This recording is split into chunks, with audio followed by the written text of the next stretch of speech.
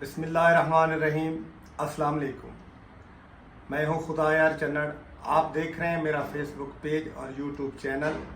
मेरी दुआ है कि अल्लाह पाक आपके रिज़्क़ उम्र इज़्ज़त में बरकतें अता फरमाए। आज का व्लॉग का मौजू जो कल के दुश्मन आज के दोस्त, आज के दुश्मन कल के दोस्त, क्योंकि सियासत में ऐसा ही होता है। पहले तो ये मनकूला सुना हुआ था हमने कि सियासत के अंदर जो है ना मुस्तकिल या दुश्मनियाँ होती हैं या ना ही मुस्तकिल इसके अंदर दोस्तियाँ होती हैं। एक मफाद के ऊपर सारा निज़ाम चल रहा होता है कि जो हमने एक वक्त देख भी लिया है कि कल के जो दोस्त थे इमरान खान के, आज वो मुखालिफ हैं, उसके दुश्मन हैं। जो उसके कल के दुश्मन मुखालिफ थे आज उसके दोस्त हैं। और इसी तरीके से ही सियासत पाकिस्तान के अंदर होता है, या शायद पूरी दुनिया के अंदर ही इस तरह का ही निज़ाम चलता है। क्योंकि बाकी तमाम मामलात के अंदर, चाहे कारोबारी निज़ाम हो, कोई और निज़ाम हो, उसके अंदर दोस्तियां एक लंबा निज़ाम चलता है। सियासत एक वाहिद चीज़ है जिसके अंदर दोस्ती का कोई वजूद नहीं होता। मफादात की जंग होती है, एक दूसरे के साथ मफादात चल रहे हो तो ठीक है, जो ही मफादात ख़त्म हो तो दोस्त भी तब्दील हो जाते हैं, सारा निज़ाम, सारा सिस्टम ही तब्दील हो जाता है। कल तक जब पीटीआई के जलसे होते थे एहतजाजी तौर पे, जहाँ भी होता था, उस वक्त तक पीटीआई का जलसा एक कामयाब जलसा ही नहीं करार दिया जाता था जब तक ये अवाम मौलाना फजल रहमान के खिलाफ डीजल के नारे न लगाते। अब इमरान खान बात कर रहा होता था, वो इशारा ही देता था तो पूरा एक जलसा गूंज उठता था अवाम की तरफ से। डीजल डीजल डीजल के नारे लगते थे और इसके ऊपर लोग खुशी महसूस करते थे जो जलसे में शामिल होते थे। इमरान खान स्टेज वाले, नीचे वाले भंगड़े डालते थे इसी बात के ऊपर। और इमरान खान भी और उसके चाहने वाले भी इंतहाई एक नफरत की फिजा थी मौला फजल रहमान के मामले में। अब मौला फजल रहमान जो थे वो भी अपनी कोई तकरीर नहीं, कोई प्रेस कॉन्फ्रेंस नहीं, कोई ऐसी जगह नहीं जहां वो इमरान खान को एक लंबे अरसे से यहूदी एजेंट ना कहते हैं। वो भी हमेशा उनको यहूदी एजेंट कहते थे। अब हालात और वक्त इनको एक डगर पे ला रहा है, क्योंकि अभी ये एक प्लेटफॉर्म पे आए तो नहीं ज़ाहरी तौर पे, लेकिन बातनी तौर पे पसे पर्दा दीवार के पीछे तो ये तकरीबन एक ही एजेंडे पे काम कर रहे हैं। दोनों का मकसद एक ही है। असल में इमरान खान हो या फजल रहमान, ये पीटीआई, अब हालात इस डगर पे आ गए, ये दोनों एक दूसरे की मजबूरी है। ना तो इमरान खान को फजल रहमान के साथ मोहब्बत है, ना फजल रहमान को कोई इमरान खान के साथ मोहब्बत है। दोनों का पार्टियों का नजरियात, पार्टी स्ट्रक्चर, पार्टी का एक पूरा सिस्टम ही अलग अलग है, लेकिन हालात इनको मजबूर करके एक दूसरे को तस्लीम करने पर मजबूर कर रहे हैं। वो कैसे? क्योंकि अभी इमरान खान तो अंदर है, पीटीआई तो अभी ज़ेरे ताब है कुछ मामलात के अंदर।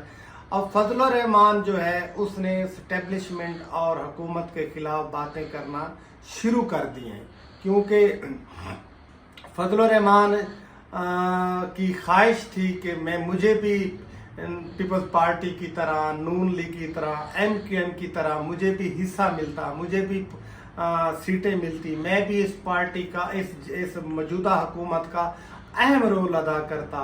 क्योंकि वो चाहता था कि एमक्यूएम एक इंतहाई छोटी पार्टी है जिसका वजूद भी ख़त्म हो चुका था, आज उसको इतना फ़ायदा हुआ है, आज उसको जितवाया गया है, उनकी इतनी सीटें गवर्नमेंट ऑफ पाकिस्तान के अंदर जो हुकूमत बनी है इसके अंदर उसका पूरा एक रोल है। ये भी चाहते थे कि मेरा भी इतना दबदबा रोक होना चाहिए। अब मौलाना फजल रहमान की जो पार्टी है वो तो सुकड़ के बिल्कुल इतनी सी पार्टी बन के रह गई है, उनको ये बड़ी परेशानी है।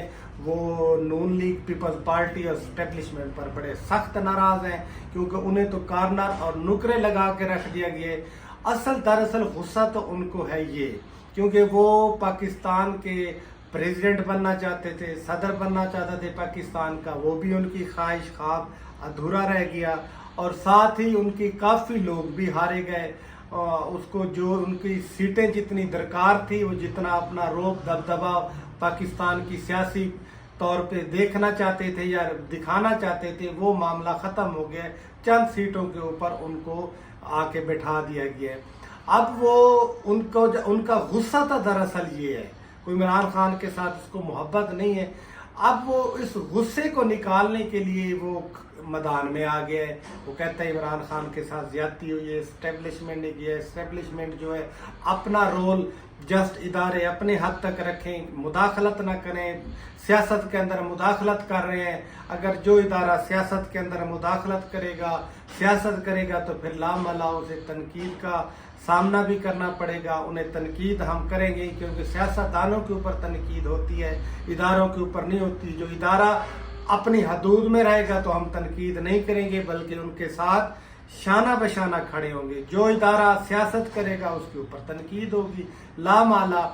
اب جو حالات ہیں دونوں کو آپس میں ایک دوسرے کی محبت ہے۔ جو کل تک P T I diesel diesel کے نعرہ لگاتی تھی، آج وہ بھی کہہ رہی ہے مولانا فضل الرحمان، مولانا فضل الرحمان۔ مولانا فضل الرحمان جو کل تک یہودی ایجنٹ کہتے تھے، ان کا بھی بیان ہے۔ یہ تو ہم نے سیاسی بیان ہوتا ہے، مقصد یہ یہودی ایجنٹ کہنا نہیں ہوتا، یہ سیاسی بیان چلتے رہتے ہیں۔ دونوں کے اندر جو یہ نرمی نظر آ رہی ہے، یہ ایک وقت آئے گا کہ ایک ہی پلیٹ فارم کے اوپر کھڑے ہو جائیں گے۔ یا تو مولانا فضل الرحمان کو راضی کر لیا جائے گا، ان کو کوئی اہم عہدہ دے دیا جائے گا، یہ بھی حکومت کا کوئی حصہ بن جائیں گے کوئی بڑی مفادات لے کے، پھر تو یہ عمران خان تنہا رہ جائے گا، پارٹی پی ٹی آئی تنہا رہ جائے گی، اکیلی رہ جائے گی، جیسے عمران خان اندر ہے یہی صورتحال چلتی رہے گی۔ اگر فضل الرحمان کو راضی نہیں کیا جاتا، ان کی خواہش کے مطابق ان کو اکاموڈیٹ نہیں کیا جاتا تو لامحالہ پھر فضل الرحمان صاحب جو ہیں وہ اور پی ٹی آئی مل کے ہی معاملات کو آگے حکومت کے خلاف چلائیں گے۔ اب بھی جہاں بھی فضل الرحمان کا جلسہ ہوتا ہے تو اس میں کوئی شک نہیں کہ 50% ان کے لوگ ہوتے ہیں، 50% جو ہے پی ٹی آئی کے لوگ شامل ہوتے ہیں، اس لیے کراؤڈ گیدرنگ زیادہ ان کی نظر آ رہی ہے۔ اور پی ٹی آئی بھی یہی چاہتی ہے کہ یہ سڑکوں کو نکلیں، یہ اسٹیبلشمنٹ کو برا بھلا کہیں، حکومت کو برا بھلا کہیں، بلکہ انہوں چیلنج بھی کر رہے ہیں فضل الرحمان کے اس حکومت جو ہے یہ فیک حکومت ہے، یہ دھاندلی شدہ حکومت ہے، اس کا خاتمہ ہونا چاہیے، نئے الیکشن ہونے چاہیے۔ اب جو حالات نظر آ رہے ہیں لگ یہ رہا ہے کہ بہت جلد فیوچر کے اندر پی ٹی آئی اور فضل الرحمان ایک ہی پلیٹ فارم پہ ہوں گے۔ شکریہ۔